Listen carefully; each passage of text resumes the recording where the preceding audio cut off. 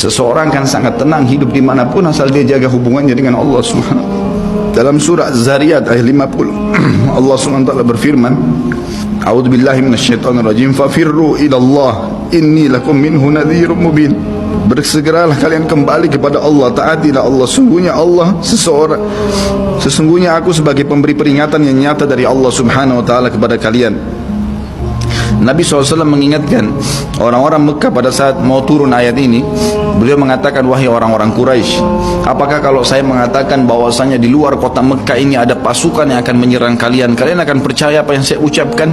Kata orang-orang Quraisy, tentu saja hai Muhammad, karena kami tidak pernah dengar kamu bohong sekalipun seumur hidupmu. Maka Nabi SAW segera menunggangi keadaan tersebut, mengatakan, wahai Quraisy, ketahuilah sesungguhnya saya utusan Allah dan di belakang saya ini ada azab yang menyedihkan, jangan sampai kalian kufur. Jadi Nabi SAW sudah mengingatkan, ikutin ini, nikmatin apa yang diperintahkan, apa yang dihalalkan, jauh yang dilarang, kalian akan bahagia. Hanya itu saja perintah dari Allah Subhanahu wa taala. Nabi SAW sudah mengingatkan orang-orang Quraisy dan juga jadi pelajaran buat kita.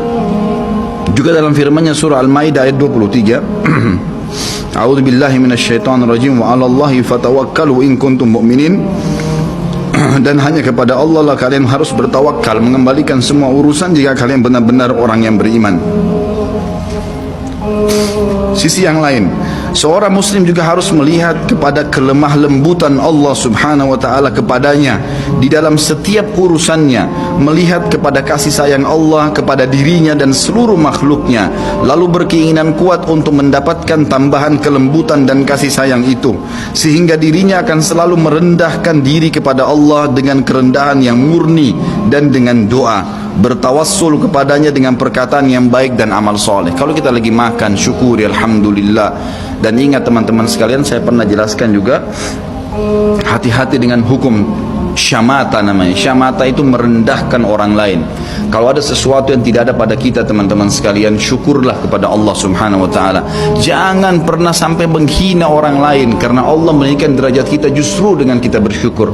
Kata Nabi SAW, kalau kalian lihat aib pada diri seseorang, ucapkanlah alhamdulillahilladzi afani mimma ibtala bihi wa faddalani ala katsirin mimma khalaqa tafdila. Segala puji bagi Allah yang telah menyelamatkan saya dari apa yang dicobakan kepada orang ini dan mendahulukan saya dengan kelebihan yang banyak dari makhluk-makhluk yang lain.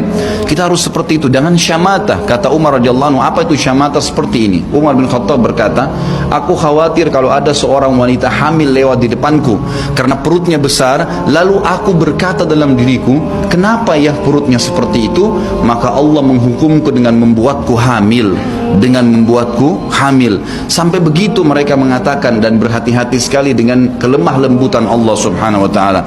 Allah lah yang telah membuat binatang yang ada binatang yang indah bulunya, yang bagus tampangnya, dan ada Allah juga ciptakan buruk di mata manusia untuk menunjukkan keajaiban dan kemahakuasaannya Allah.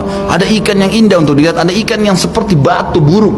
Kita cuma mengatakan subhanallah yang telah menciptakan yang baik dan buruk, subhanallah yang telah menciptakan yang sehat dan sakit, subhanallah yang telah menciptakan yang putih dan hitam, subhanallah dan subhanallah. Bukan justru kita menghina teman-teman sekalian. Kalau ada sesuatu yang menimpa orang lain yang tidak ada pada kita, syukurilah nikmat Allah Subhanahu wa taala, dan jangan sampai kita merendahkan orang lain.